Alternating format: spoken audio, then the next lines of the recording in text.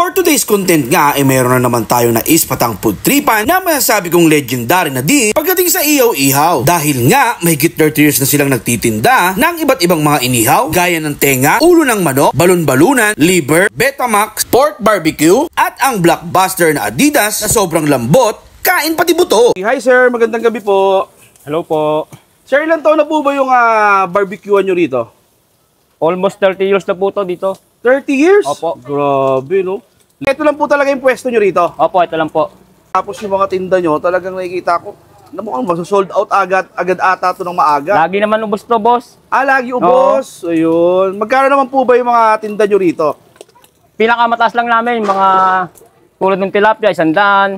Pero yung mga barbecue, 20-20 lang. 20-20 lang yung barbecue. Tenga, yung ano barbecue. po, yung tenga po, magkano po? 20 lang, 20 lang din. 20, tapos yung laman nyo, magkano po?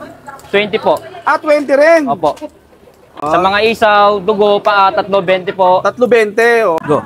Sir, ano po pala yung mga baselo nyo rito sa barbecuean nyo?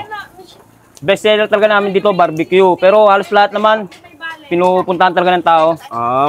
Mukhang masarap yung barbecue, sir. Parang kahit dinilagyan ng suka. Mas masarap talaga, sir, lalo't paglalagyan mo pa ng suka. Ayun. Sige, sir, pa-order po ako ng barbecue, tenga. Tapos yung malambot daw dito, yung paa ninyo eh. Opo, malambot po. Bagong ano ba? Bagong puts pa? Bagong puts pa po. Ayun. Sige, sir. Bagong manicure. Maraming salamat po. Okay po, thank you.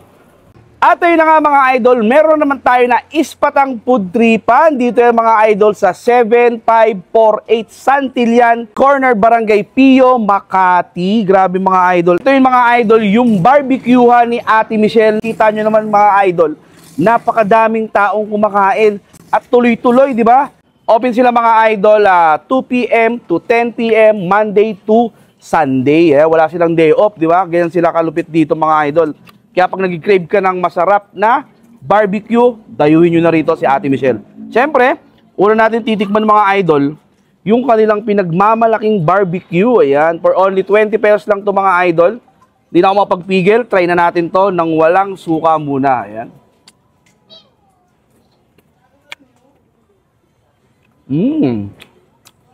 Wow. Napakalambot ng meat mga idol. Ganyan yung lasa niya, medyo matamis-tamis ng konti. Panalo sa 20 pesos to mga idol. Siyempre, try natin. Sa merong suka.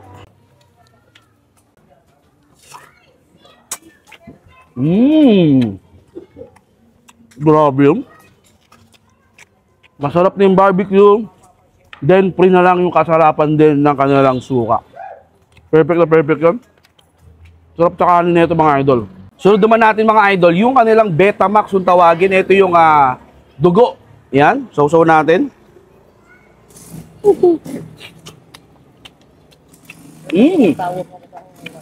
Masarap din yung pagkakatimpla mga idol, manamis-namis. Tingin ko, nakamarinate to ng matagal, kaya pasok na pasok yung lasa sa loob. Sunod naman yung kanilang tenga ng baboy. Sarap ng sausawan nila rito. Yan o. Napakalambot. Harap ha.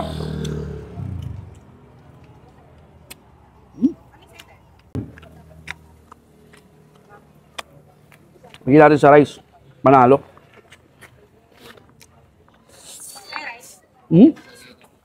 At ang last natin titikman mga idol, yung kanilang paanan napakalambot daw. Bagong puts pa. Try natin. Yun, oo nga, no, malambot.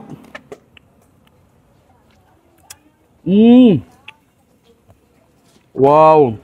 Ang galing nilang magpalambot ng paa mga idol. Pwedeng kain lahat talaga. Da? Ano?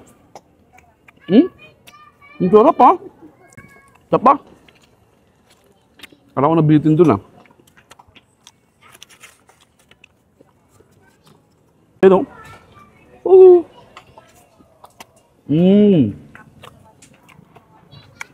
Tapos sabayan natin ng rice. Ang sarap.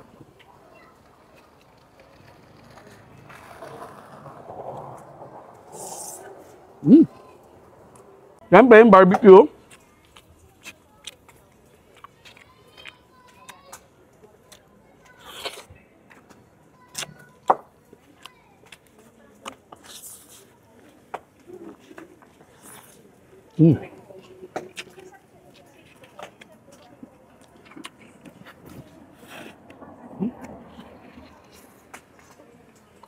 Panalo.